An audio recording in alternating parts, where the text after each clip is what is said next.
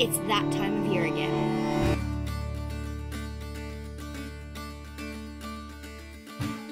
Occurring both in the spring and fall, Polaroid Week is a week-long celebration on Flickr, Instagram, YouTube, and various other platforms. From far and wide, members of the instant film community share their love for all things instant. There's no contest, no prize, no glory, just a love of getting out with your cameras and capturing the world around you on instant film. And for the last 2 years during the fall, I too have been joining the party.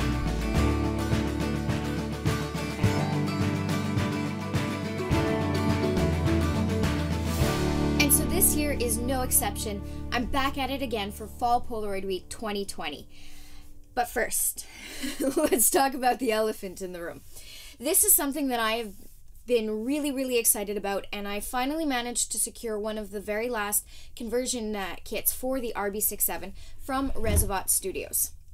So basically the kit consists of a bunch of machined pieces, and then you rip apart an impossible instant lab and basically do this kind of like crazy Frankenstein build. You put all the pieces together, and they even provided a rerouted power source so that you can put the eject button on the back. I did not film the build. That was one of the most stressful moments of my life, and I figured it was best for my self-esteem not to include that in the video. But anyways, I can already hear you asking, why shoot Polaroids on a Mamiya RB67? The short answer? Because I can. But other than that, honestly, I'm just really excited to be able to have full manual control over all of my exposures. And let's face it, Mamiya glass is so beautiful, and I really think that it will lend very nicely to the film. I do know that it is a lo-fi film, so sharpness isn't always what you're going for exactly, but I'm hoping that these lenses will actually add some nice sharpness to the dreamy effects that the film naturally has. I am just really excited to get out there. So without further ado, let's do that and see what we can find.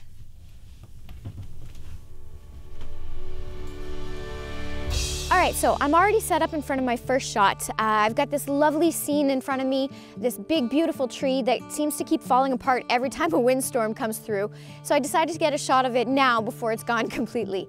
And I've loaded up with Polaroid 600 black and white. I know what you're thinking. It's a bright, beautiful sunny day, Jess. Why are you shooting 600 film when you could shoot SX70, which has an ISO of 160? That's because I can use my red filter. And that's what I'm going to do with this shot. Now, I've already cheated a little bit. I took my very first shot. This is the first Mamiya shot Polaroid that I've taken ever. I had to know if it worked. I wasn't gonna film a video for nothing, right?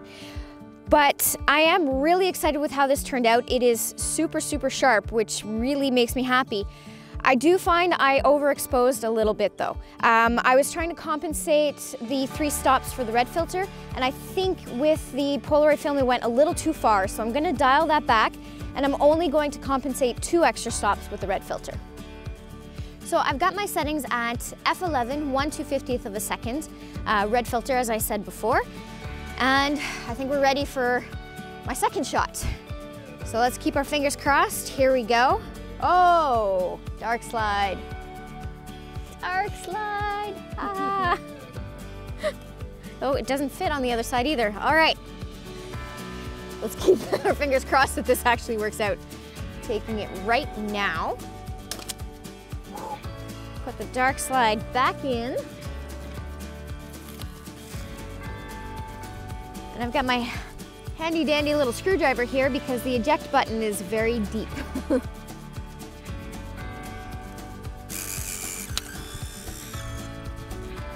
So as this develops, we're gonna take a little walk around and see what else we can find.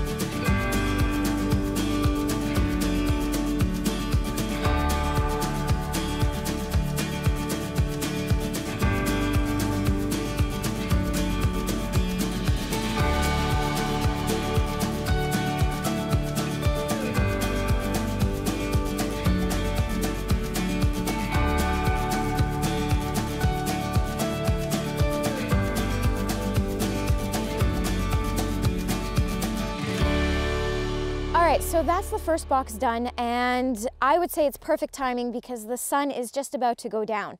As you may have noticed, I am seeing some roller issues, which I'm thinking is probably normal because I don't know when the Instant Lab was last used. I'm kind of hoping that maybe over time it will correct itself. But I'm thinking what I'm going to do right now is I'm going to head on inside, clean up those rollers a little bit. Maybe I should have done that before we left, but anyways. So clean up those rollers and load up with a box of 600 color and head out for some night shots a bit later.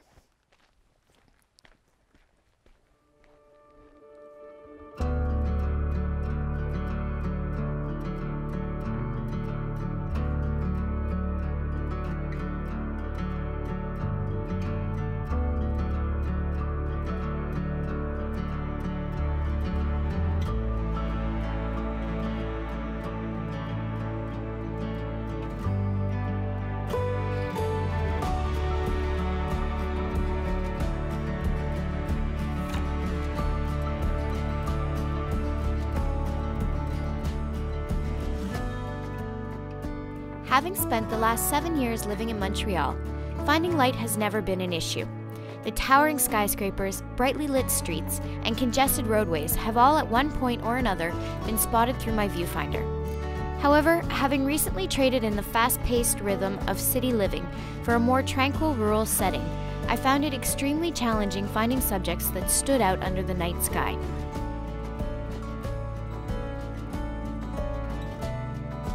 Polaroid film doesn't have the same latitude as traditional black and white or color negative film, making it essential to find somewhat evenly lit scenes, a task not so easily accomplished in an area of the world where artificial light is few and far between. And so, after visiting just about every gas station and car dealership in town, I decided to go where I know the light never lets me down.